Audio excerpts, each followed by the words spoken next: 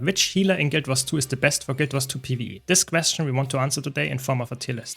The recent balance patch actually made a new load of builds possible, so today we want to rate them in a full tier list. Of course, this is my take on the matter. Please let me know your take as well down in the comments. Keep in mind, this is my opinion. I try to be as objective as possible and give you my arguments for my reasoning here, but that doesn't mean that is the absolute truth. As always, special shout out to all my supporters on YouTube, Twitch and Patreon that help me keep the lights on. And now, without much further ado, let's jump straight in.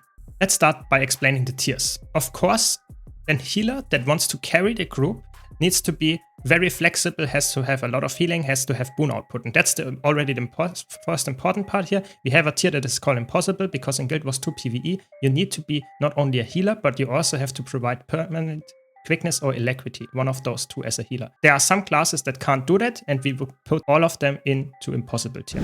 So all the builds here in impossible tier now are not able to upkeep 100% alacrity or quickness on their subgroup in Guild Wars 2 PvE. So let's start with Warrior. Warrior is already a very interesting one because we have Berserker. Berserker is a build that, in my opinion, is very underrated. It's very strong. It got buffed with the recent balance patch. In my opinion, it is very good. The only thing that keeps it back is that it needs a target to upkeep its boons.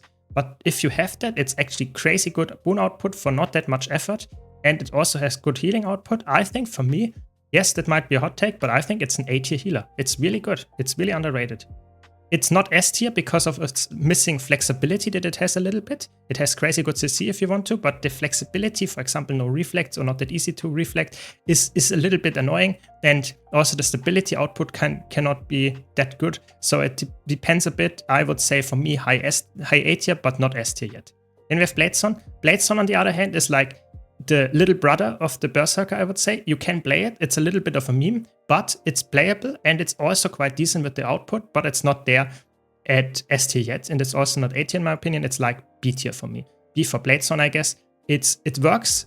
It does its job, but I would rather have a heal Berserker, I would say. Let's now go to Guardian.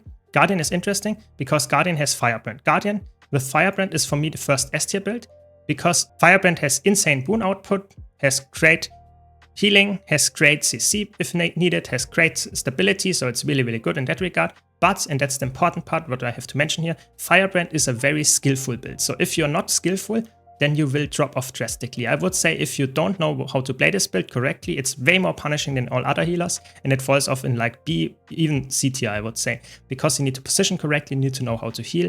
It's something that is very important that you understand how that works. If you don't, and you don't use your skills correctly, you can't use your flexibility that you get baseline with the kit, it's very bad. So it's really only good if you know what you're doing. So if you are watching this video as a new player, be sure to learn the build first and then try it in a group because it's like really, it's not that easy to play.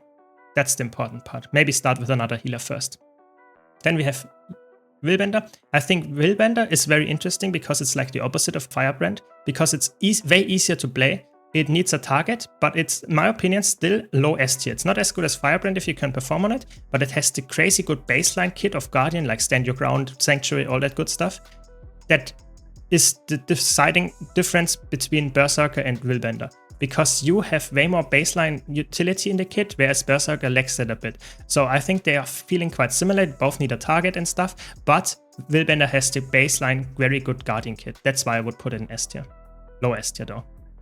Then let's go to the last heavy armor class, which is Revenant. Revenant is interesting because all three specs are quite similar. We have Vindicator. Vindicator nowadays is able to upkeep alacrity, and therefore I would put it in A tier.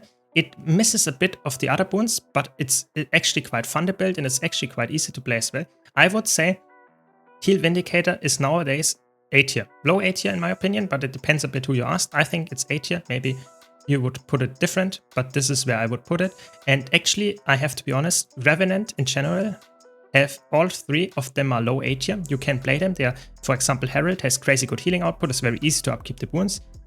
All three have the problem that they are not very flexible in utility because they have to bind their stuff to legends.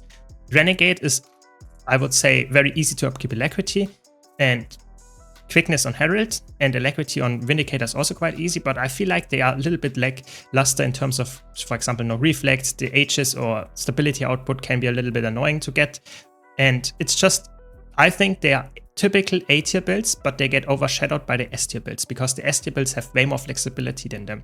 And that's what flexibility is, in my opinion, the name of the game. If you want to play it in all raids, fractals, strike missions, everywhere, then having more flexibility helps you a lot, being a crazy good build. But the healing output, for example, on Renegade or even Herald is insane, so keep that in mind. But it's, I would say, not always that necessary. And I also want to mention here, before I forget, this is a tier list for all PvE, for group content. So fractals, raids, strike missions, everything, even group meta events and stuff, convergences. But if you want to have a dedicated fractal tier list where some builds are way better than others, for example Firebrand and Renegade, be sure to check out my fractal builds tier list in the description below. But now let's go to the medium armor classes. So we have Engineer with Mechanist. I think Mechanist fall off drastically. I think Mechanist was really good, but it got nerfed so many times that it now, in my opinion, is like not as good anymore. It's really not. I think it's a low A tier build, maybe even B tier build. It depends who you ask. I think personally I would put it now in B tier for me because it just dropped off quite hard. It's still not that bad, don't get me wrong, but I think it really is not that broken anymore. Maybe low A tier, something like that. And then we have Heal Scrapper. I think Heal Scrapper, on the other hand, is really underrated. The super speed access, the really good boon access and healing output, the good utility, it's just really nice. It's an S tier build for me. It's really carrying groups without even letting them know. It's really, really good. And I think you should try it if you haven't already. It's a really nice build. Then let's go to Ranger. Ranger has Druid. I think Druid is a very old school healer, and you can notice that it's just not as power grabbed as the other healers, but it started so highly that it's actually still very worthwhile to pick. I would say it's an S tier build, but it needs, I would say, some understanding of the encounters sometimes to actually make it very useful in the flexibility, because you have very good weapon choices, utility choices, but you have to adjust that. Pet choices, for example, you have to adjust that for the encounter to actually make the most use out of your kit. But it's, for me, an S tier build. Then we have Untamed. Untamed has the big problem that it doesn't provide stability. That's really the thing. If it would be an S tier build, I would say, maybe. But now it's like an A tier build, because it really has nice utility and nice boons and nice just healing output, but it doesn't provide stability. So impossible to be S tier. That's just, if you can't provide stability, you're not able to be S tier. That's just how it is in Guild Wars 2 right now. Power creep for the win, I guess. Before we go to the next class, I want to mention here, if you want to see more content like this, don't forget to subscribe. And if you like this video, be sure to leave a like. That will help out my channel quite a lot. Thanks. But now to Thief. Thief is interesting. We have Heal Deadeye. I think Heal Deadeye for me is the first build that I would say is C tier. Don't get me wrong, you can play every healer, even the C tier builds, if you wanted to. They are completely viable of clearing all PvE content, but I think this C tier, in my opinion, is like really, you want to force some experimental build. It's not really like a build that is really crazy good. It's not able to carry as much as S tier builds, and it's not even close as flexible. That's why I would put Deadeye here, because it has quickness, it has healing output, yes, but it's just not as good in the flexibility, and the healing output is also not that crazy. I would say it's an C tier build for me because of that. And we have Spectre, which is the total opposite. It is very flexible nowadays with the buffs to it, has crazy amount of utility, crazy amount of boon output, very good healing. It's a little bit gimmicky because you have to target your allies, but if you don't mind that, it's actually an S tier build, for sure. The buffs to it really helped. It's really easy to upkeep alacrity, and what can I say? Really fun build in my opinion, really good. Be sure to give it a try. Best healer is for sure on Thief. Then let's go to the light armor classes. We have Elementalist. Elementalist with Tempest. I think Tempest got buffed really hard. Tempest is like insane right now, I would say. Really good build, really good flexibility, really fun to play. You can, with the buffs to it, with the aura share and alacrity on the same trait, it's really, really nice. So you get really good healing on this trait. So I would say easy S tier for me. One of the best healers right now. It is not the easiest healer, I would say, because you get a lot of alacrity from almost all of your skills, but you have to adjust your skills to the situation. That's the same for Druid and Firebrand. You are just shining if you can adjust to the situation. But if you do that, it's a really, really good build. Then we have Catalyst. Catalyst is a little bit different than Tempest because Catalyst provides insane boon output baseline, crazy amount of boon output. It can upkeep permanent stability, not very frequent, but permanent. Hope that makes sense. And the interesting part is it also has very good passive heals, but I would say it lacks a little bit of the flexibility, for example, with Aegis output, or just if you need a lot of frequent stability, it doesn't have that. Also, conic lenses can be an issue. So I would say S tier build, but not as broken as the high S tier builds we will get to later. And then I would also say this is in S tier because it has very uniqueness of providing 1200 range perma quickness. That's very, very rare that you have wounds given from that range. It's really, really good. So that's, I think Catalyst is a really, really good build, really underrated as well because of that. Then we have Necromancer. Heal Harbinger actually got buffed quite a bit by the transfusion chain, so that you now can use staff and provide nice boons with that. I think the boon output is still not crazy good in terms of utility that it also provides, and the healing output is also not the craziest, so I would put it in high B tier, but it's definitely playable, way better than before. Before I would put it in C tier, but now it's like high B tier for sure. And then we have Scourge. Scourge got like completely reworked, I would say. It's, or not completely, but now with the staff change, I would say it's more like not as a downstate resurrector anymore. It's more like a classical general support. It lost the uniqueness, but it got the stability access on staff, which is the main thing that was left missing before, and that's why it's now an S tier build. It is really good in terms of heals now with the staff, in terms of barrier cleansing.